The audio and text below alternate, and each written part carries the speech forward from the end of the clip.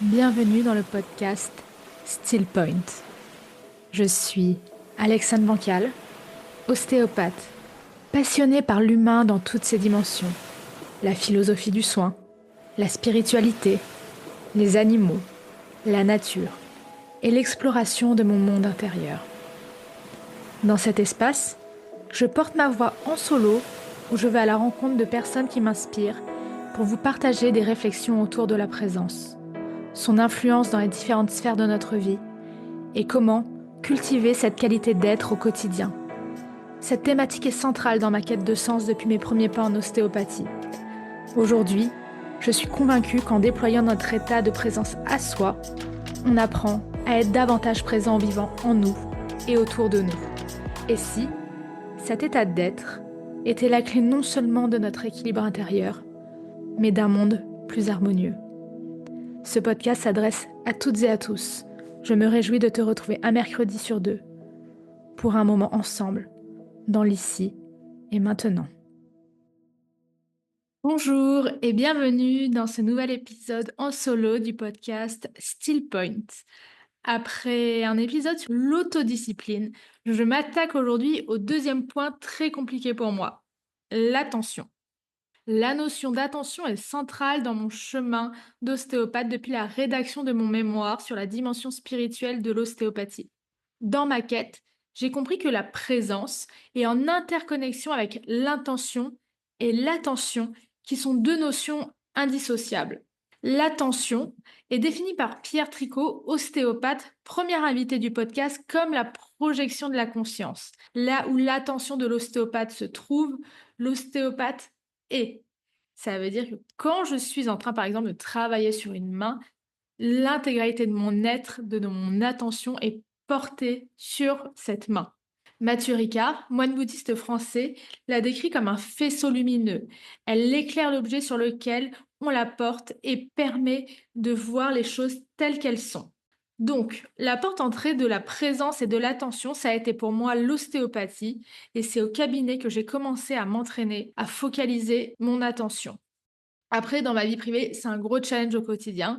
Peut-être parce que je donne tout au cabinet, je sais pas, mais je suis très, très, très dissipée dans la vie privée et c'est difficile parfois pour mon entourage de me suivre.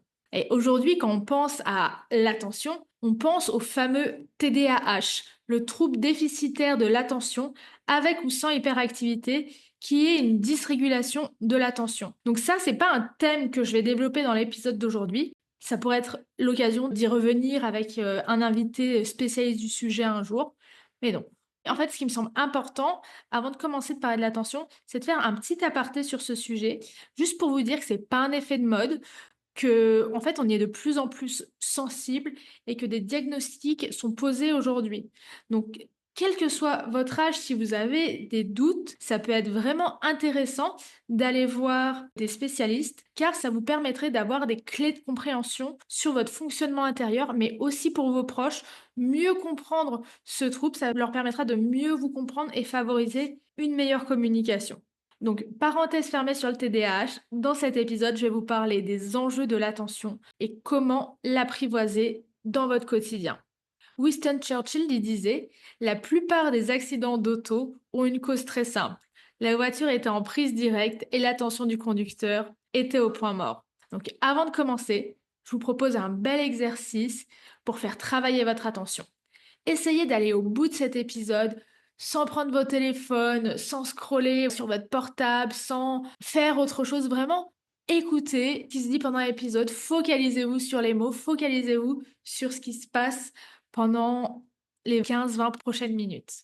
Je vais partager quelques clés de compréhension sur le fonctionnement de l'attention, les enjeux et comment les apprivoiser. Alors, pour comprendre l'attention, on va quand même revenir sur les définitions. Comprendre l'attention est une prise de possession par l'esprit sous une forme claire et vive d'un objet ou d'une suite de pensées parmi plusieurs qui sont présentes simultanément. Elle implique le retrait de certains objets afin de traiter plus efficacement les autres. Comment le fondateur de la psychologie américaine, William James, définit l'attention en 1890 dans son livre Les principes de la psychologie. J'ai trouvé cette définition sur le site de l'Institut du cerveau qui est très bien, je vous invite à y faire un tour. Elle permet de sélectionner, de mettre son focus sur une information, un objet, une personne ciblée en ignorant le reste. Donc, comme quand je travaille sur la main, mon attention est vraiment focalisée que sur cette partie du corps. Et quand je discute avec une personne en consultation, mon attention est également orientée vers cette personne. L'attention, elle peut être volontairement portée, par exemple quand je décide de lire un livre, ou elle peut être captée quand je suis en train de lire mon livre et que je suis interrompue par un message, une notification sur mon téléphone et que du coup, mon attention bascule sur mon téléphone.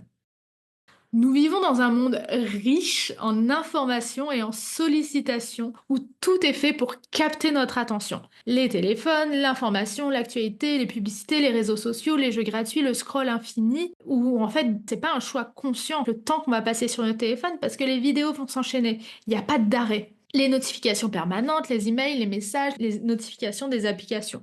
On parle d'économie de captation ou d'économie de l'attention. Notre attention, en fait, elle est étudiée, analysée, monétisée par des plateformes numériques qui rivalisent les unes avec les autres et qui ont des stratégies marketing, de design hyper développées pour attirer notre attention.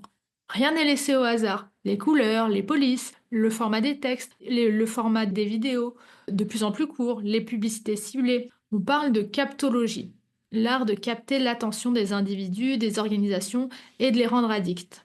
Les applications, elles sont pensées pour nous rendre accros. Tout à l'heure, je parlais du scroll infini, les likes, à savoir qu'un like significatif, il amène une libération d'ocytocine, le son aussi. J'ai lu aussi un article dans Courrier International qui disait que Netflix simplifierait ses films et ses séries pour qu'ils puissent être regardés en faisant autre chose. C'est effrayant, car notre attention est une source cognitive limitée, qu'on offre souvent inconsciemment à des choses qui ne sont finalement pas essentielles, sachant que la moyenne mondiale consacrée aux réseaux sociaux est supérieure à 2 heures par jour. Globalement, le temps de notre attention baisse significativement depuis quelques décennies.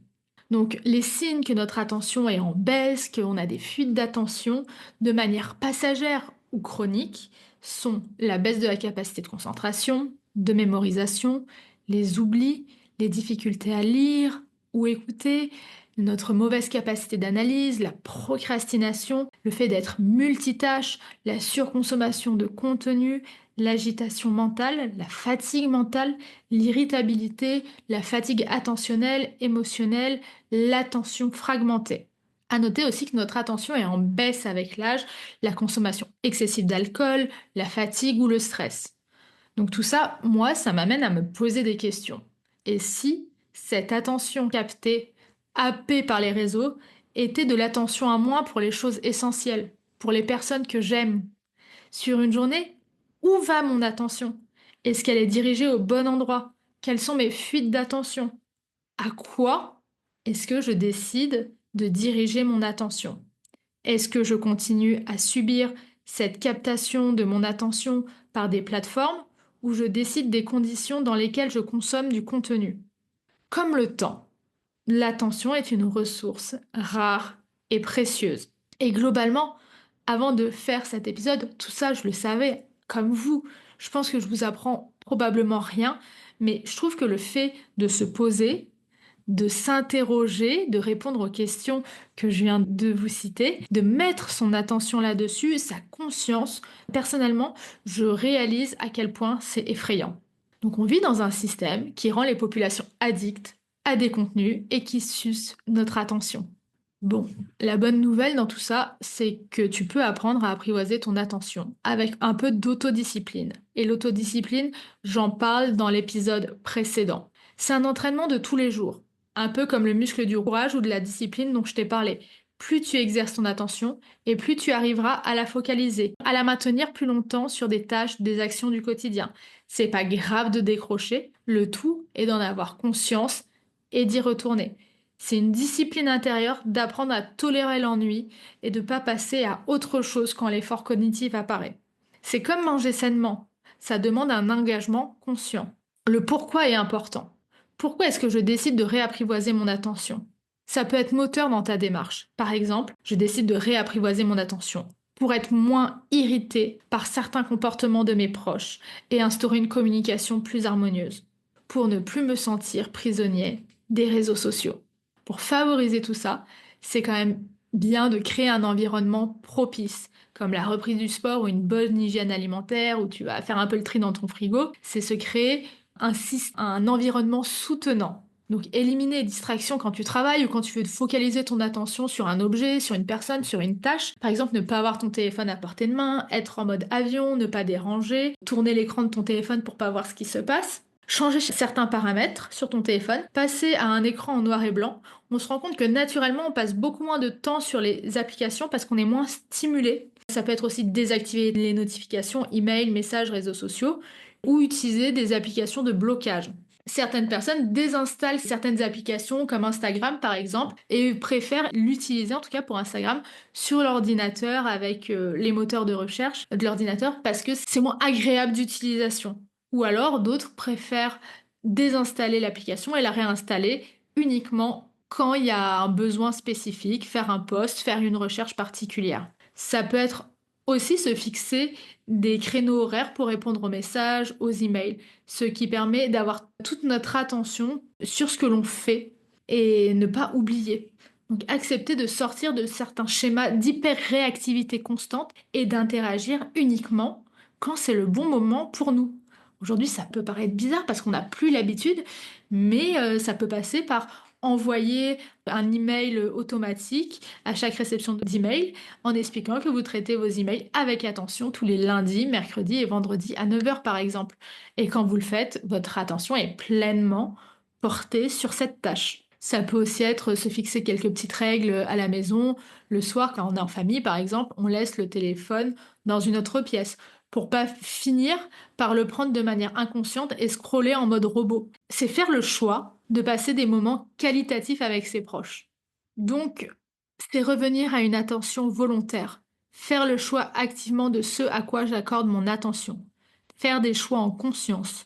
Je ne suis pas en train de dire que les écrans, c'est mal et que c'est ce qui détruit notre attention, mais c'est le fait de plus mettre de conscience sur notre utilisation qui est nuisible. Donc c'est faire le choix de ne pas se laisser happer, de poser des limites, accepter que je ne peux pas être attentive à 100% à plusieurs tâches en même temps. Et quand je me laisse embarquer, je me pose la question, est-ce que ce que je suis en train de faire maintenant est un choix conscient? Est-ce que je souhaite accorder mon attention à ça maintenant? Donc il existe quelques techniques pour apprivoiser son attention. La méditation, le fait d'observer ses pensées, ses émotions sans jugement, d'apprendre à faire petit à petit le vide mental. Il existe plusieurs techniques de méditation et des applications qu'ils proposent comme Petit Bambou. La respiration, ça permet également de calmer le mental et je vous en parle souvent. Je vous parle souvent de cohérence cardiaque et je vous propose souvent l'application Respirelax. Autre chose, je viens de l'aborder, essayez d'être monotache. Un autre point intéressant, préférez la lecture sur papier. Ça favorise la concentration car il y a moins de distractions. La compréhension, la mémorisation, ça réduit la fatigue oculaire et mentale et ça favorise le sommeil. Dans un épisode de podcast, Fabien Olicard, mentaliste, auteur du livre Votre attention et votre super pouvoir, il proposait l'expérimentation de la méthode d'Hélène Hendrickson, psychologue américaine, qui vise à ramener la personne dans le présent, dans un ancrage en utilisant ses cinq sens. Et ça, c'est différent de la règle des 5 secondes de Mel Robbins dont je vous ai déjà parlé. Donc, premièrement, c'est repérer 5 choses que vous voyez. Donc, on travaille dans un premier temps sur ce que l'on voit. Prendre le temps d'observer 5 objets, 5 éléments, se concentrer sur les détails, les couleurs, les formes, leur usage. Ça permet de revenir à l'instant présent. Ensuite, repérer 4 choses que l'on peut toucher. Donc, identifier la texture du sol sous ses pieds, de la surface du bureau, de l'objet à proximité. Et tout ça, ça permet de se reconnecter à la matière, à son environnement physique. Ensuite, 3 choses que l'on entend. Rentrer dans une écoute attentive, active, identifier les sons autour, le bruit d'un appareil d'électroménager, le bruit d'un animal, d'un oiseau à l'extérieur. Ça permet de se détacher de toutes les pensées qui peuvent être stressantes. Ensuite, capter 2 choses que l'on peut sentir. Donc se focaliser sur les odeurs. L'odeur du café, l'odeur du thé, l'odeur d'un parfum dans l'environnement. Et souvent, ça relie l'odeur aux émotions et ça peut nous amener un apaisement. Enfin, se focaliser sur une chose que l'on peut goûter, donc se concentrer sur une saveur à portée de bouche. Donc je reprends 5 choses que l'on peut voir, 4 choses que l'on peut toucher, 3 choses que l'on peut entendre, 2 choses à sentir et une chose à goûter. Tout ça, ça ramène un ancrage et ce qui favorise l'attention.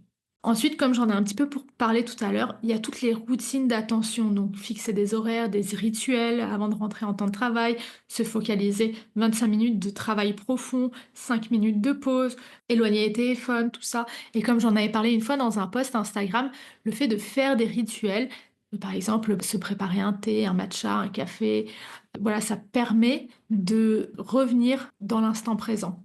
Donc notre attention, c'est un bien rare, précieux, essentiel pour notre vie, nos interactions avec les autres et le monde.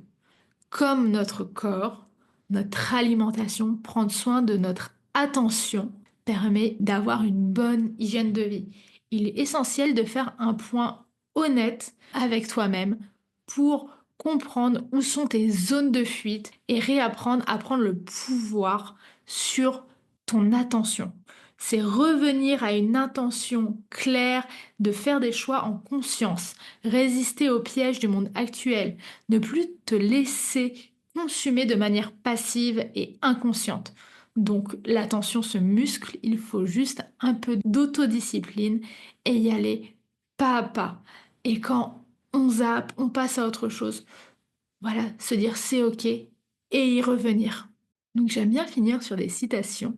Je vais vous lire une citation de Thich Nhat Hanh qui disait l'attention est la capacité de vivre pleinement chaque moment. Lorsque vous buvez du thé, sachez que vous buvez du thé. Et de James Clear qui disait votre attention est votre vie. Ce à quoi vous prêtez votre attention détermine votre réalité. Cette dernière phrase amène vraiment à se poser les bonnes questions. Quand je prête mon attention 2 heures par jour sur des réseaux sociaux et autres, qu'est-ce qui détermine ma réalité? Donc pour finir, merci pour votre attention. Je vous souhaite une très bonne journée. Merci pour ta présence. J'espère que ce moment t'a inspiré à vivre davantage dans l'instant présent, que ce soit à travers l'expérience de ton corps, tes relations ou avec le monde qui t'entoure. Si ce n'est pas déjà fait, pense à t'abonner sur ta plateforme d'écoute préférée pour ne rien manquer des épisodes prochains. Et n'hésite pas à laisser un commentaire, une jolie note et partager ce podcast autour de toi. Cela m'aide énormément à rendre Still Point plus visible et ça me fait tellement plaisir de lire vos retours. Un grand merci à tous. On se retrouve dans 2 semaines pour un nouvel épisode. En attendant, tu peux me retrouver sur Instagram ou mon site internet. Les liens sont dans les notes de l'épisode. Je te dis à très vite.